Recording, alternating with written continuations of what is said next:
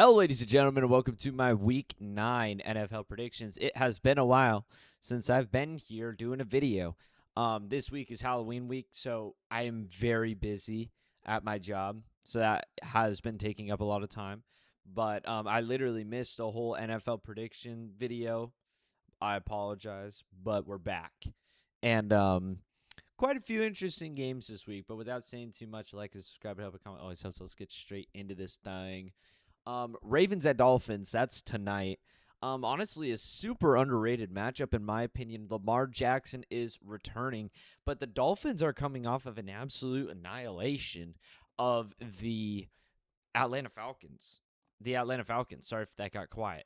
Or I looked down at something in my chair. But the Dolphins or the Ravens are also coming off of a super impressive win against the Bears. You know, the Ravens have been a super underwhelming team this year, just destroyed by injuries, mainly being Lamar Jackson. But it looked really bad when they lost to the Chiefs. And then the Texans was like, that was like, whoa, the Ravens are bad, man.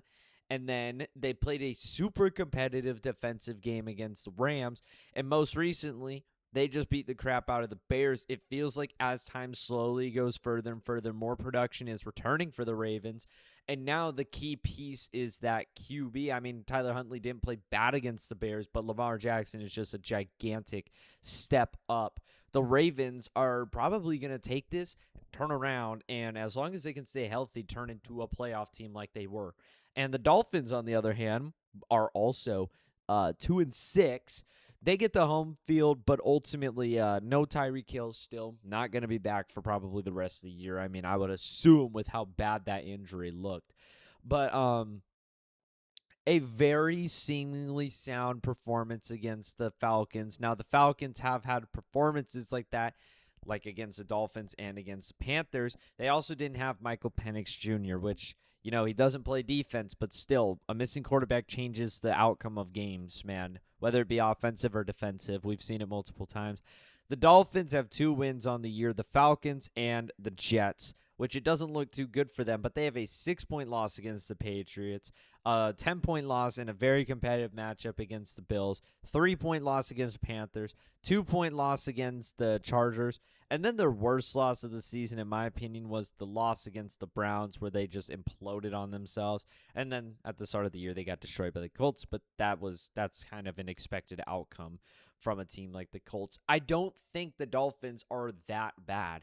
And again, they're coming off of a domination against the Falcons. Both these teams are trending upwards. But ultimately, when push comes to shove, the Ravens' defense has not been that good, but their offense under Lamar Jackson is a new level of offense. It is a new level. The Dolphins have had anything but a defense all year, and vice versa. You know, the Dolphins like to put up points. They have some good offensive schemes because Mike McDaniel is the GOAT, but I don't think it's going to be enough. I think the Ravens are just going to trounce the Dolphins defense, and the Dolphins are honestly, their offense compared to the Ravens defense will still get stopped. I also think Tua will turn the ball over.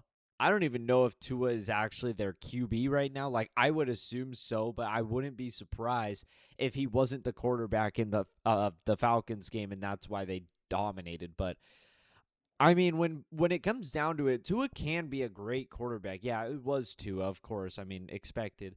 Tua can be a really good quarterback. It's just, man, he makes mistakes. He makes a lot of mistakes, sometimes bad turnovers. And it's just like he can't really patch that up. But in a game like this against the Falcons, which the Falcons have a pretty good defense, so this was nothing short of a super impressive performance. He went 20 for 26, 205 yards, and 4 touchdowns. Only took 1 sack for a loss of 8. And when you have options like Devon Achane and Ollie Gordon performing super good in the back, even Jalen Wright in the backfield taking some carries, super good running game, and then you have Jalen Waddle and Malik Washington and even Devon Achane just running all over the field. The running backs in the receiving game for the Dolphins have been huge for them in these past couple years. Devon Achane was a great pickup. Ollie Gordon is also a super good pickup. They've got a pretty young and underrated rushing room, and even Jalen Wright. You know, maybe he'll start to get more more touches soon. But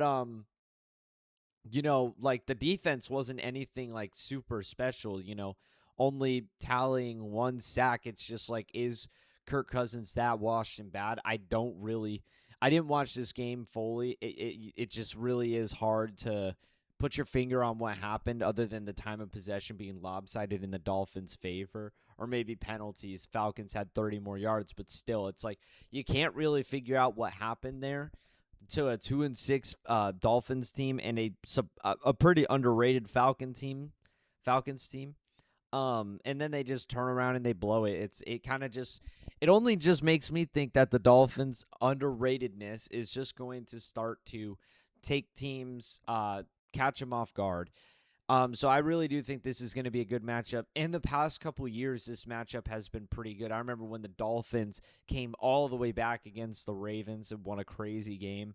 But these two teams are extremely explosive offenses, not so good defenses. So probably going to be a shootout tonight. Falcons at Patriots.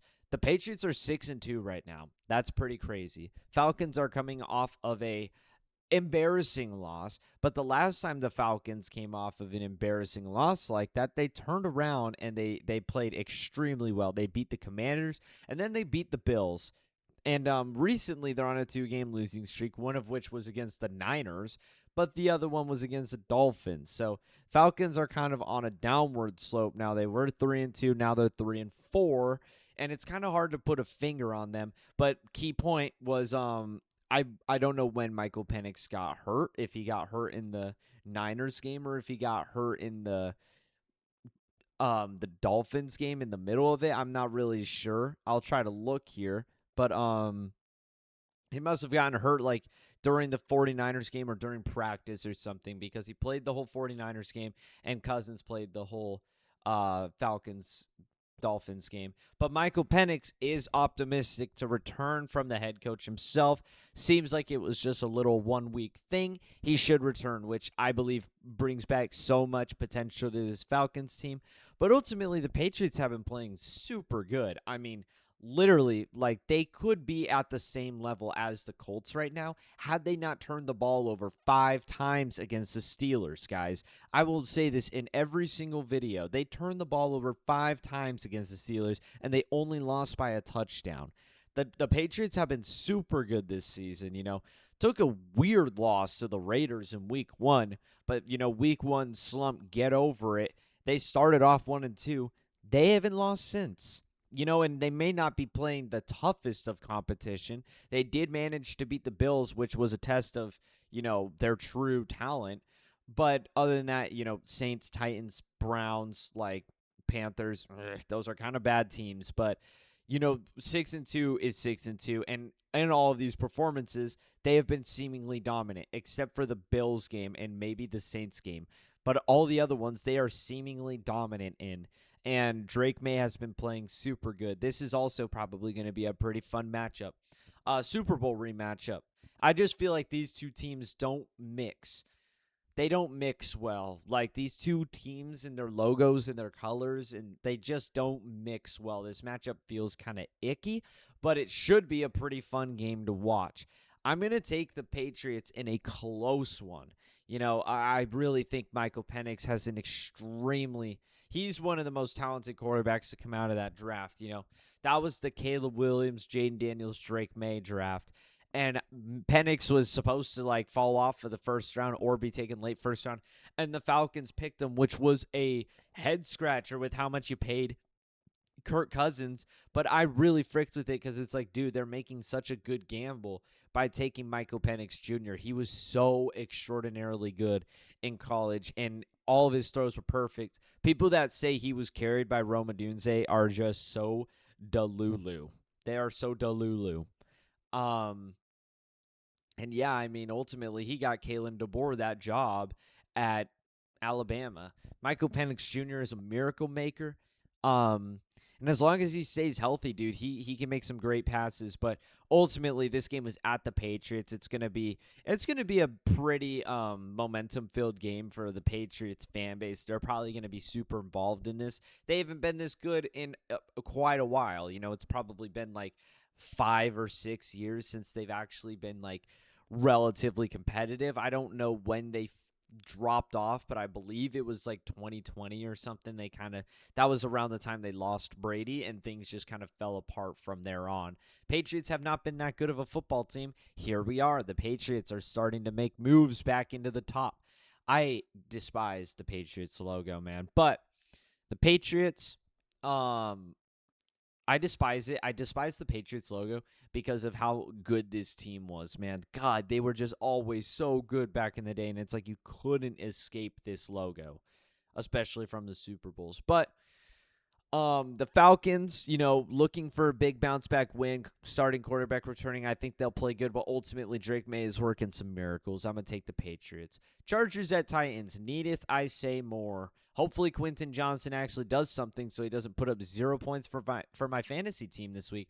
But the Titans are the worst team in the league, and I don't think there's much of an argument against that. The fact that they beat the Cardinals is just a complete and utter embarrassment.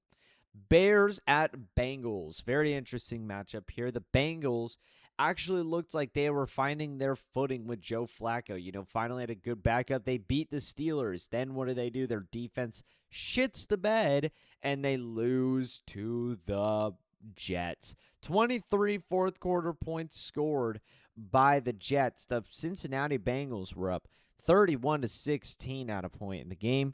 And they just ended up losing the game. They were even up 38-24, and they somehow lose to the Jets in a game that Breece Hall went crazy. And yeah, I don't really have any words for this loss from the Bengals, but the Jets had 500 yards of offense. So yeah, when your defense can't stop them, it's shit like that will happen. But the Bengals aren't really that good of a team. A 1-point win against the Browns, a crazy, the rare win against the Jaguars that most bad teams will have, a domination by the Vikings, a domination by the Broncos, domination by the Lions, closer game against the Packers, but still big Packers win. And then they got the rare win against the Steelers where Joe Flacco looks like he might be putting this team back in their footing, and then they lose to the Jets. The Bengals are not that good of a football team. But then the Bears, on the other side of things, have a puzzling loss to the Ravens. Now, the Ravens obviously are starting to return more and more players, so as they get healthier and healthier, it's expected they're going to be way better. But the Bears have been on a big win streak, They beat the crap out of the Cowboys, managed to sneak out a close win against the Raiders, but then more importantly, they beat the Commanders on the road, and then they beat the crap out of the Saints. The Bears were 4-2, but I am a little worried for the Bears right now. They started off 4-2 last year, and what did they do? They didn't win a game for the rest of the season. So things now that they dropped down to 4-3, getting beat up by the Ravens, it does kind of worry you, it does worry you. Are the Bears going to fall into the same trap that they fell into last year? Some false hype and stuff, but Caleb Williams has been playing much better this year. I do think the Bears they're starting to become a better football team, and watch out for them in the future. And ultimately, I'm going to take the Bears here because I just don't think the Bengals are actually that good of a football team. Ever since that 1-point win against the Browns, against the supposed, Joe Burrow playoff Bengals team, I was like, no way, bro. I just don't see it. And then they put up that horrible performance against the Browns, and I was like, yeah, all right. Now they don't even have Joe Cool until like the last couple games of the year. I don't think this team is going to make the playoffs, and they're eating themselves alive by paying their really star players way too much money. They're not leaving any room for any other players, and it's going to eat them alive. Having Jamar Chase, T. Higgins, and Joe Burrow works when they're on their rookie contracts. But when that expires, then things get icky. Colts at Steelers. Steelers, who did they play last week? They played the Packers. And I forget. This was like either Thursday or Monday night. I don't remember. Feels like this game was played pretty recently, but ultimately, the Steelers were up 16-7 in this game before they just let the Packers come all the way back and just completely drop their meat on them. I mean, literally they were up 16-7. They got down 35-19. Like, there was no stopping this Packers team. They absolutely dominated the Steelers. The Packers are pretty good, but I don't think they're the best thing ever. Overall, the Steelers have a lot of fraudulent wins on their schedule, you know? The Patriots game was spoon-fed to them. And yeah, I mean, that's pretty much my big ish. They barely beat the Vikings, who the Vikings are not very good of a team. Yeah, they were up big, but they almost let them come back. And also, they required Jalen Ramsey to make a big hit stick play on the Jets to stop them from beating them, which would have been a horrible loss. The Steelers kind of seem like they're holding on to a fraudulent little record right now. The Colts, on the other hand, have been dominant all season long. Dominant. I'm going to take the Colts here. I think the Steelers will be competitive for a bit, but ultimately I'm taking the Colts here. 49ers at Giants. My glorious king, Cam Skattebo, dislocated his ankle. Tore something on his fibula and a ligament or something like that. I don't remember the exact terminology, but he's done so.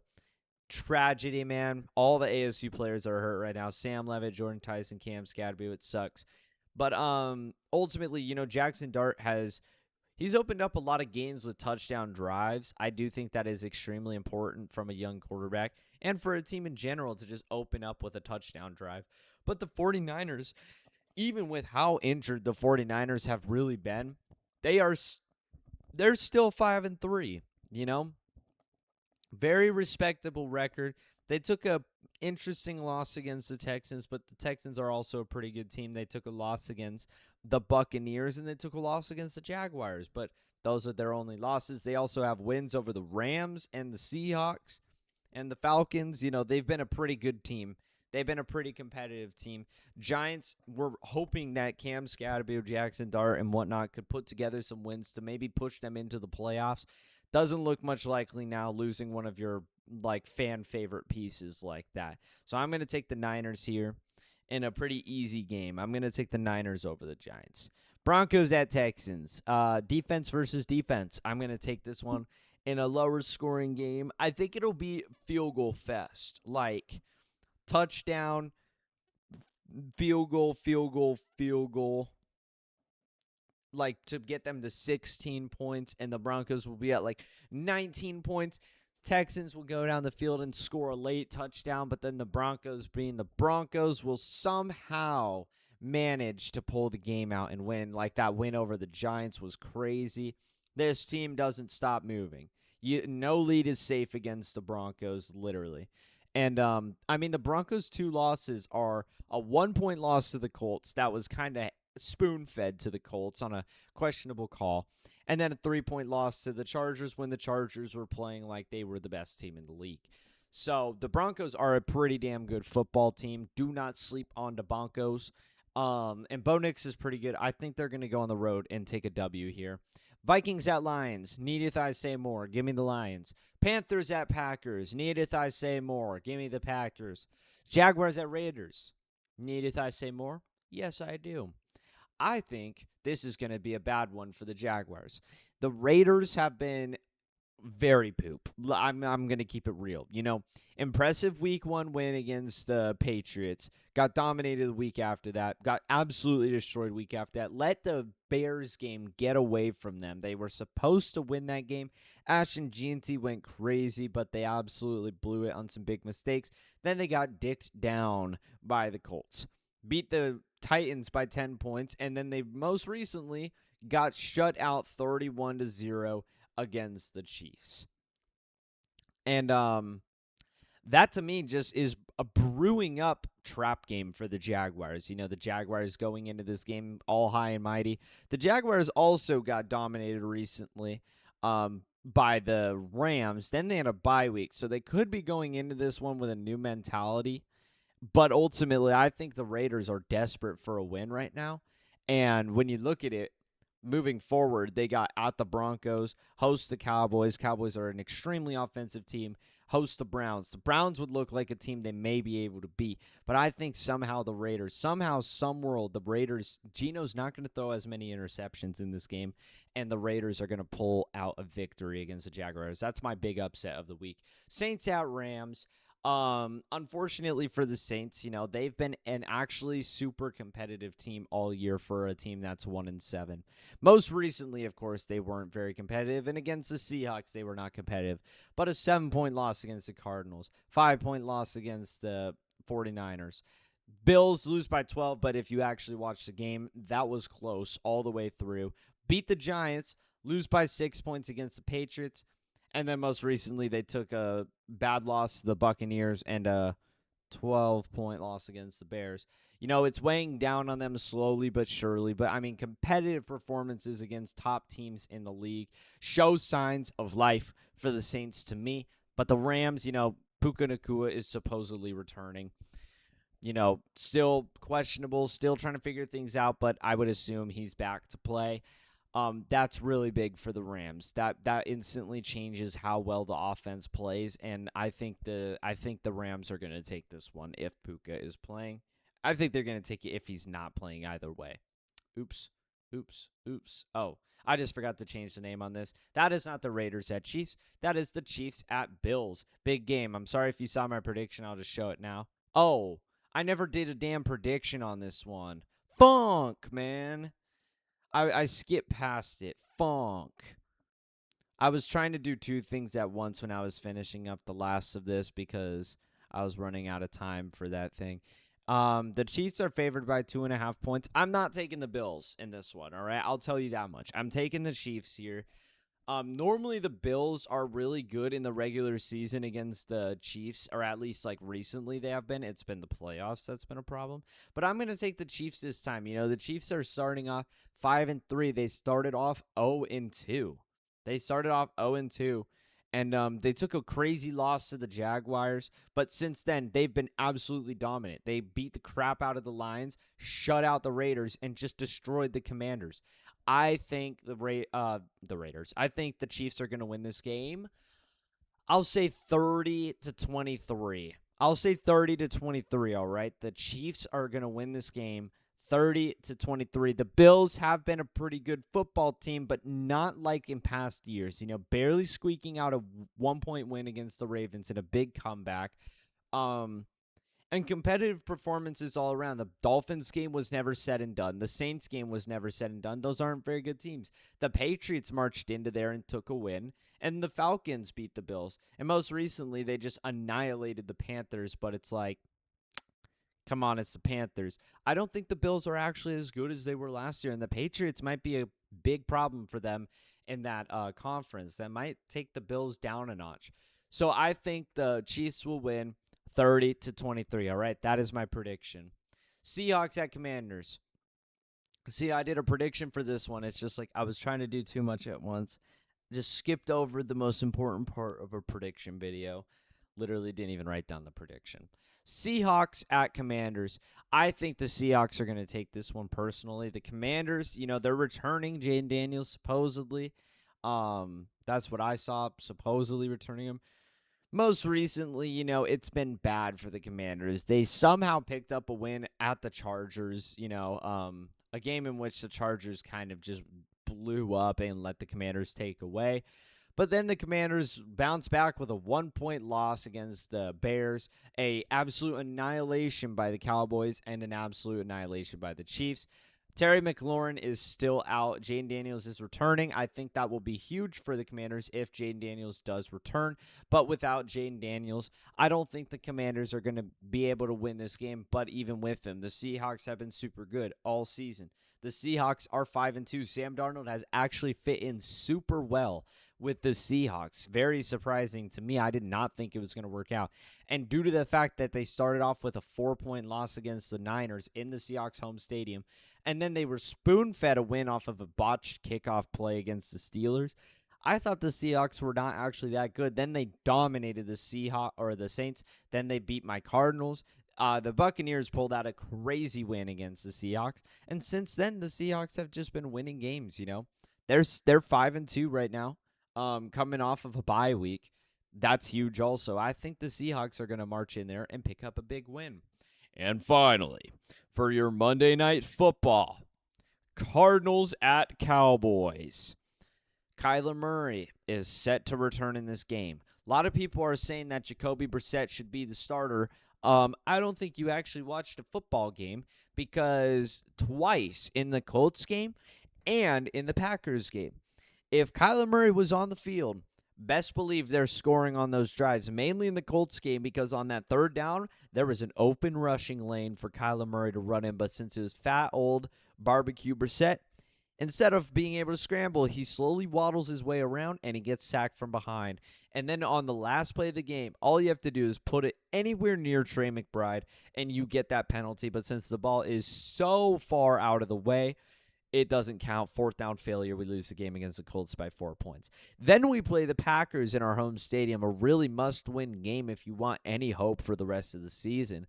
You're winning all game until the fourth quarter. You let the Packers go up off of just failures, and we are driving down the field. It comes down to a play. We need to get the ball inbounds so Marvin Harrison can at least have an attempt at catching the ball, sail the ball 50 yards out of bounds, nowhere near Marvin Harrison. No shot at a penalty, no shot at even a play on the ball. And on the next play, tries a Hail Mary that is nowhere even close. Cardinals lose by 4 points to the Packers. Jacoby Brissett is always going to be a backup and nothing more. He may come in for one game and play good, but once he's the starter, teams learn how to play against him, and he's not good. He's not good. These first two games, he will look good, but as time goes on, he will get worse and worse and worse. That's why it is so important that Kyler Murray is coming back to play, and especially against the Cowboys. Kyler Murray has always played the Cowboys super well. He low-key owns them. There has never been a more important time for the Cardinals to own the Cowboys, mainly Kyler Murray. And I think they're going to do it, The Cowboys don't have a particularly good defense. That's huge for the Cardinals because the Cardinals are a defensive team. They struggle so much offensively. They need to be able to shut down George Pickens, and they need to be able to shut down the Cowboys' offense. But coming off of a bye week and returning Kyler Murray, it looks really good for the Cardinals, in my opinion, right now. I mean, the Cardinals are the most underrated team in the league. All right. Take it from a Cardinals fan. We lost one game by, listen, these are all losses. I'll just say it. 1 point, 3 point, 1 point, 4 point, 4 point. Best team in the NFC, 4-point loss. Best team in the league, 4-point loss.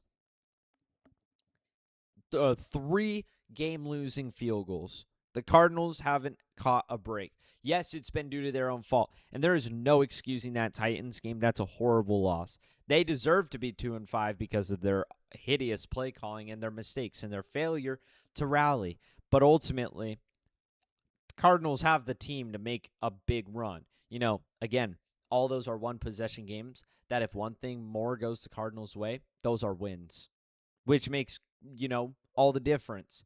And, 5 losses, season ain't over, all right? I know they're not quitting. The fans may quit, myself included, may say season's over. But those players are not quitting, all right? There is still 5 losses. Once you get down to 8 or 9, yeah, it's Bon Jovi, especially in a conference like this. But ultimately, 5 losses, season's nowhere near over. 12-5 is a perfect playoff spot. And I think the Cardinals are going to bounce back and get a win against the Cowboys. But that is all for my NFL predictions. I hope you guys enjoyed. A like and subscribe, and have a comment always helps. That's all for me. Adios.